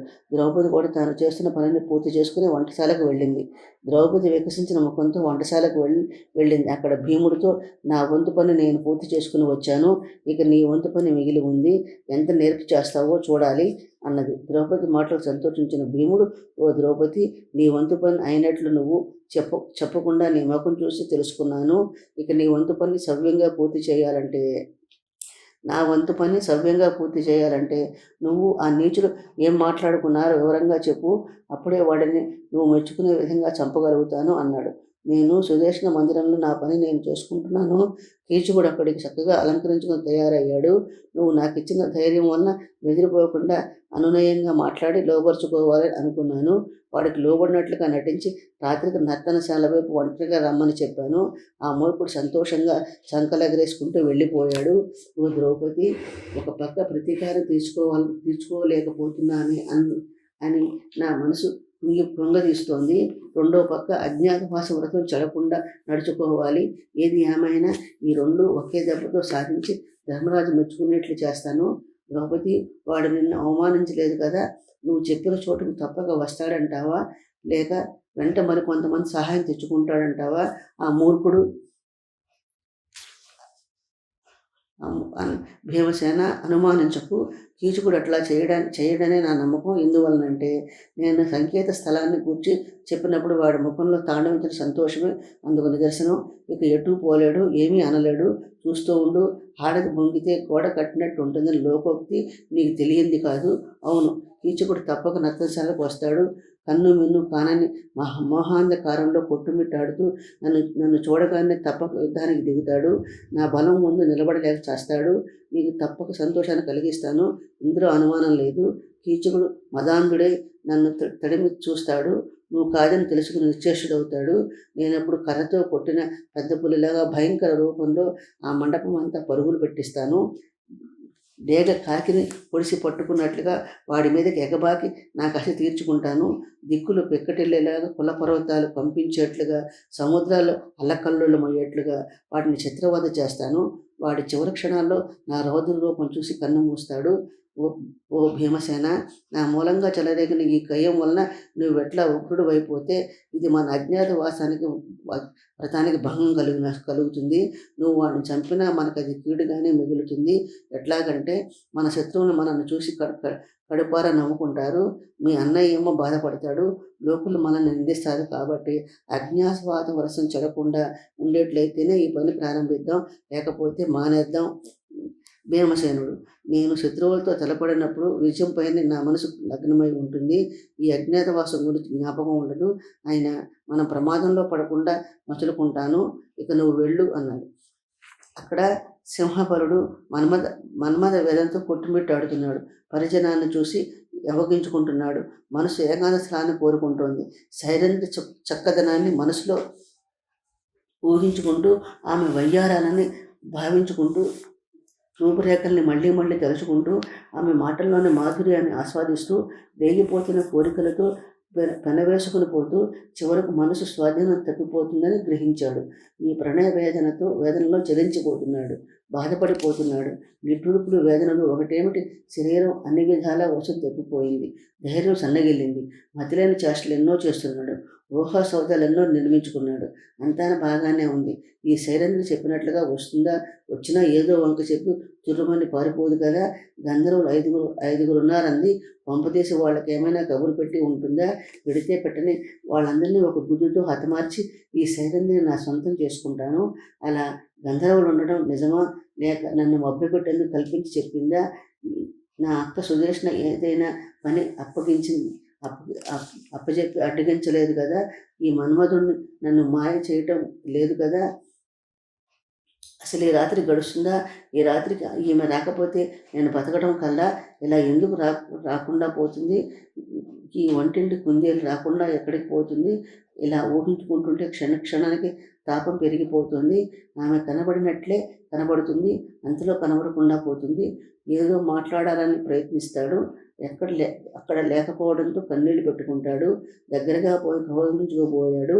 అక్కడ ఆమె లేకపోవడంతో లవలవలాడిపోతాడు. కేళీ వినోదాల్లో పూనుకున్నట్లయితే క్రీడలకు తలపడతాడు. అక్కడ ఏమీ లేకపోవడం వల్ల విలువెల్లాడిపోతాడు. ఇలా పరి విధాలుగా మన్మధుడి చేతిలో కీలుబొమ్మై నలిగిపోతున్నాడు. పరిచారకులు వచ్చి ఎంతగానో బతిమలాడితే అప్పుడు పోయి స్నానం చేశాడు, భోజనం చేశాడు. అక్కడ చెట్టు నుండి చెట్టుకు, పుట్ట నుండి పుట్టకు, కొలను నుండి కొలనుకు పిచ్చివాడిలా తిరిగాడు. సూర్యాస్తమయమైంది. సైరంధ్రి కనిపించ కీచకుడు కిచకిచమంటున్నాడు. శరీరం అంతా పులకించిపోయింది. మనసంతా నీరసించిపోయింది. ధైర్యం సన్నగిల్లుతోంది. నీరసంగా చంద్రకాంత్ శిలలపై చితికిలబడ్డాడు. సైరంధ్రి కనిపించగానే ఆమె చేతిలోకి తీసుకుంటాను. ప్రేమ కలాపాలు చేస్తూ దగ్గరగా లాక్కుంటాను. స్తనాల గుండెలకు అదుముకుంటాను. గాఢంగా కౌగిలించుకొని ముంగురులు సవరిస్తాను. పెదవి కలిపి ఆమెలో వలపుల్ని రెచ్చగొడతాను. ప్రతి సౌఖ్యాలను చవి చూపించి పారవశ్యం కలిగిస్తాను. ఆమెలో మళ్ళీ కోరికలు రేకెత్తేట్లు చేసి సంయోగానికి పూనుకుంటాను. ఎంతసేపటికి పొద్దు పొంకదేం, నాకు ఇది పగబట్టిందా? చుక్కలు ఒక్కొక్కటిగా ఆకాశంలో స్థిరపడుతున్నాయి. నగరంలో దీపాల కాంతి మందగిస్తోంది. వీటిలో చిత్తవృత్తులు జారులు మనసుకు సంతోషాన్ని కలిగిస్తున్నారు. చోరులకు సంతోషాన్ని కలిగించేందుకు సూర్యుడు అస్తమించాడు. చంద్రుడు తన కాంతిని మందంగా ప్రసరిస్తున్నాడు. దాంతో ఇది మిట్ట, ఇది పల్లము, ఇది మరుగు, ఇది బయలు అని తెలియటం లేదు. కన్ను మూసినా తెరిచినా ఒకే విధంగా ఉంటుంది. ద్రౌపది భీముడి దగ్గరికి వెళ్ళి సమయం అయిపోయిందని హెచ్చరించింది. అప్పటికే భీముడు పెళ్లి కూతురుగా ముస్తాబై కూర్చున్నాడు. లేచి ముంగురులు సవరించుకుని తనతో కూడా కొద్ది దూరం ద్రౌపదిని రమ్మన్నాడు. భీముడు నడకలో కానీ ప్రవర్తనలో కానీ యుద్ధానికి వాడి ఉద్రేకం లేదు. తడబాటు అంతకన్నా వ్యక్తం కాలేదు. నెమ్మదిగా నడుచుకుంటూ నర్తనశాల వైపు చేరుకున్నాడు. నర్తనశాల వివేకం లేనివాడి హృదయంలాగా చీకటి నిండి ఉంది. నీచ పురుషుడి సంపదలాగా నిరుపయోగంగా ఉంది. అభ్యసించిన శాస్త్రం వలె దుర్గమంగాను, కళల్లో వస్తువుల్లాగా కంటికి కనిపించినది. దుష్టుడు రాజ్యం వల్లే జారులు చోరులకు అలవారమై సంతోషం కలిగించేది అయిన నర్తనశాల ప్రాంగణంలో అడుగుపెట్టాడు. నర్తనశాల గోడలని ఆ చీకట్లో మూర్తింపించిన అంధకారంలాగా ఉన్నాయి. పెద్ద పెద్ద రాతి స్తంభాలు, మొదలేదో చివరేదో తెలుసుకోలేని సింహద్వారాలు, పిరికి వాళ్ళు గుండెలు పగిలేట్లున్నాయి. చొరబడడానికి వీలు పడలేంది అయిన నర్తనశాలలోకి ద్రౌపది చేయపుచ్చుకుని భీముడు లోపలికి ప్రవేశించాడు. అట్లా లోపలికి వెళ్ళి ఉత్తర పడుకునే మంచం పైన సుఖంగా కూర్చుని ద్రౌపదిని ఆ పక్కనే నిలబడమన్నాడు. ఇంతలో కీచకుడు బాగా అలంకరించుకుని ఉల్లాసంగా రానే వచ్చాడు. సంతోషంతో అతడి మనసు ఉప్పొంగిపోయింది. మద్యం తాగటం వల్ల మనిషిలో తొందరపాటుతనం కనిపిస్తోంది. సింహం గుహలో ప్రవేశించే ఉన్న ఏనుగులాగా కీచకుడు భీముడున్న గదిలో ప్రవేశించాడు. మన్మథావేశానికి తోడుగా మద్యానికి తగ్గట్టుగా అధికారం, దానికి తోడుగా బలగర్వం అతని నేల మీద నిలవనీయలేదు. కనుక కీచకుడు కన్నా ముందే అతడి అహంకారమే ముందు దారి తీసింది. దాంతో ఎదురు బెదురు లేకుండా గదిలోకి ప్రవేశించాడు. మంచం దగ్గరికి పోయి నెమ్మదిగా చేయి పోనిచ్చాడు. భీముడికి ఒళ్ళు మండిపోయింది. ఆయన సిగ్గునటిస్తూ కూర్చున్నాడు. కీచకుడు దగ్గరగా వచ్చి, మాలిని, నీ మీద ప్రేమతో ఎంతో విలువైన వస్తువులు నీకు బహుమానంగా తెచ్చాను. సామాన్యంగా స్త్రీలే నాకు విలువైన వస్తువులు బహుమానంగా ఇస్తూ ఉంటారు. నాతో క్రీడించిన స్త్రీ మరొక పురుషుణ్ణి వరించలేదు. అటువంటి నేను నీ కోసం ప్రాణత్యాగానికైనా సిద్ధపడ్డాను. ఇంతకన్నా నీకు మాత్రం ఏం చెప్పగలను అన్నాడు. భీముడు కూడా ఆ సందర్భానికి తగినట్లుగా 4 మాటలు మాట్లాడి కీచకుని సంతోషపెట్టాడు. ఎంత గొప్ప రసికుడైనా తను తాను పోడుకుంటాడా? ఆ మాటకొస్తే నేను మాత్రం తక్కువదాననా? నా సంగతి తెలియక అలా అంటారే కానీ నాలాంటి స్త్రీ కూడా ఎక్కడా దొరకదు. మన దేహాలు 2 కలిసినప్పుడు ఆ అంగబంధాలేవో నువ్వే రుచి చూస్తావు కదా. నా శరీరం సామాన్య స్త్రీల వంటిదేనని అనుకుంటున్నావేమో. నన్ను ముట్టుకున్న మరుక్షణమే జనంలో మళ్ళీ ఏ ఆడదాని జోలికి వెళ్ళకూడదని గ్రహిస్తావు. నీలోని కామవికారం పూర్తిగా నశించిపోతుంది అంటూ భీముడు దబాను లేచి కీచకుడి గుండెలు అవిసిపోయేట్లుగా ఒకటాట్టహాసం చేశాడు. 2 చేతుల్లోనూ కీచకుడు తలకాయ పెట్టుకుని బలంగా నేలకేసి కొట్టాడు. కీచకుడు ఆ దెబ్బకు అదిరిపడ్డాడు. ఆయన భీముడు విడవకుండా మోకాళ్ళతో అదిమి పెట్టాడు. కర్ర దెబ్బ తిన్న పాములాగా బస్సున లేచి విజృంభించిన కోపంతో కీచకుడి శరీరావయవాలన్నింటినీ కొల్లబొడిచాడు. మళ్ళీ కీచకుడు లేపి బాహువులతో ఒక పట్టు పట్టాడు. భీముడు బాహుబలాన్ని ప్రదర్శించేటప్పుడు ఉన్మాది అయిపోతాడు. ముందు వెనుక చూసుకోడు. అటువంటి భీముడిని తీవ్రమైన రోషంతో కీచకుడు నేలకి అదుపు పెట్టి మోకాళ్ళతో కొల్లబొడిచాడు. ఈ విధంగా ఇద్దరు ఒకరినొకరు భుజాలతో బంధించి కాళ్ళతో తన్నుకుని పోరాడుకున్నారు. ప్రాణాలు తెగించి పోరాడుతూ కూడా ఇతరుల తను చేసిన పని ఎక్కడ తెలుసుకుంటారో అన్న కీచకుడు తన అజ్ఞాతవాస వ్రతానికి ఎక్కడ భంగం కలుగుతుందోనని భీముడు చప్పుడు కాకుండా యుద్ధం చేశారు. మోకాళ్ళు అరచేతులతో పొడిచి ఒకరినొకరు బాధించుకున్నారు. ఒకరినొకరు ఆక్రమించుకుని గట్టిగా అదుపు పెట్టుకున్నా లొంగిపోవడానికి మాత్రం ఒప్పుకోవడం లేదు. కోపం అంతకంతకు పెరుగుతూ ఉండగా ఆయువు పట్లను బంధించి లొంగ తీసుకునే ప్రయత్నం చేశారు. ఆయా సమయాల్లో వాళ్లలో కలిగిన రౌద్ర రస ప్రవృత్తుల చేత పోరాడగా భీముడిలో బుద్ధిశక్తి క్రమంగా పెరగసాగింది. అట్లాగే కీచకుడు బుద్ధిశక్తి క్షీణించసాగింది. కీచకుడు బలహీనపడ్డాడని భీముడు గ్రహించాడు. సింహం జింకను పడదోసి ఆక్రమించడానికి ఎట్లా ప్రయత్నిస్తుందో ఆ విధంగా పొదువు పట్టుకున్నాడు. భీముడు అతిశయించిన కోపంతో పిడికిలి పట్టి అతడి ఆయుపట్లో గట్టిగా పొడిచాడు. దాంతో కీచకుడు కనుగుడ్లు బయటకు వచ్చాయి. నేల మీద పడి గిలగిలా తన్నుకున్నాడు. పూలు పండ్లతో సమృద్ధిగా ఉన్న మహావృక్షాన్ని మదపుటేనుగు అవలేలగా పడగొట్టినట్టు కీచకుడిని భీముడు పడగొట్టాడు. అంతటితో భీముడు కోపం చల్లారలేదు. కీచకుని రూపాన్ని వికారంగా చేయాలనుకున్నాడు. అతడి కళేబరాన్ని పట్టుకుని తల, చేతులు, పాదాలు మొండంలోకి దూర్చి తన పిప్పిళ్ళ బస్తాలా చేశాడు. అప్పుడు మొండాన్ని నేలపై దొర్లించి గుండ్రంగా మాంసపు ముద్దలా చేసి విడిచాడు. భీముడు బలం మీద గొప్ప నమ్మకం ఉన్న భయంతో ద్రౌపదితో ఉత్కంఠ పెరిగింది. భీముడు రహస్యంగా నిప్పు ముట్టించి ఆ వెలుగులో కీచకుడి శవాన్ని ద్రౌపదికి చూపాడు. ఆమె సంభ్రమాశ్చర్యాలతో దగ్గరికి వెళ్ళి చూసి ముక్కు మీద వేలేసుకుంది. ఓ కీచక, ఇందుకోసమైనా ఇంత ఆర్భాటం చేశావు? ఇప్పుడైనా శాంతంగా ఉండు. పరభార్యలపై విజృంభిస్తే ఎవరికైనా ఇదే గతి పట్టాలని మొటికలు విరిచింది. ద్రౌపది, నేను తలపెట్టిన పని పూర్తి చేశాను. భారీ అవమాన భారాన్ని తొలగించాను. చూశావు కదా ఓ పద్మముఖి, నీ గుండెల్లోని దుఃఖం తీరిందా? నీ కోపాగ్ని శాంతించిందా? కీచకుడు భంగపాటు చూశావు కదా. దుర్బుద్ధితో నీ పొందు కోరేవారు ఎవరైనా ఇది నా చేతిలో చావు తప్పదు. ద్రౌపది, నిన్న విరాటుడు కొలువులో కోపాన్నంతా దిగమింగిన ధీరుడు అని రుజువు చేశావు. ఈరోజు నర్తనశాలలో రెండో కంటికి తెలియకుండా నీ పనితనాన్ని రుజువు చేశావు. మన వాళ్ళలో ఎవరి సాయం తీసుకోకుండా ఒక్క చేతి మీద ఈ అపూర్వ కార్యాన్ని సాధించావు. ఇటువంటి నీ సాహసాన్ని మెచ్చుకోవడం నా తరమా? లోకంలో ఎవరికీ లొంగని ఈ కీచకుడిని క్షణాల్లో ఎవరూ గుర్తుపట్టలేని విధంగా చంపావు. నీ పరాక్రమ విలాసాన్ని కీర్తించిన ఎవరి వల్ల అవుతుంది? నీ ఉత్తమ నాయక లక్షణాలను కీర్తించడానికి నేనంతటి దానను. ఇప్పుడు నా ఆనందానికి అవధులు లేవు. ద్రౌపది మాటలకు భీముడు సంతోషించి పొంగిపోయాడు. ఇక ఇక్కడ ఉండకు, వెంటనే వెళ్ళిపో అని ద్రౌపది హెచ్చరించి భీముడిని పంపేసింది. జనమేజయుడు, మహర్షి, కీచకుడు మరణం తర్వాత ఏం జరిగిందో వివరంగా చెప్పండి అన్నాడు. ఈ మహాభారతంలోని విరాట పర్వంలో ద్వితీయాశ్వాసం పూర్తయిందండి. నా ఛానల్ కూడా సబ్స్క్రైబ్ చేసి నన్ను సపోర్ట్ చేయండి. నా పాలన కనుక మీకు నచ్చినట్లయితే కామెంట్ రూపంలో తెలియచేయండి.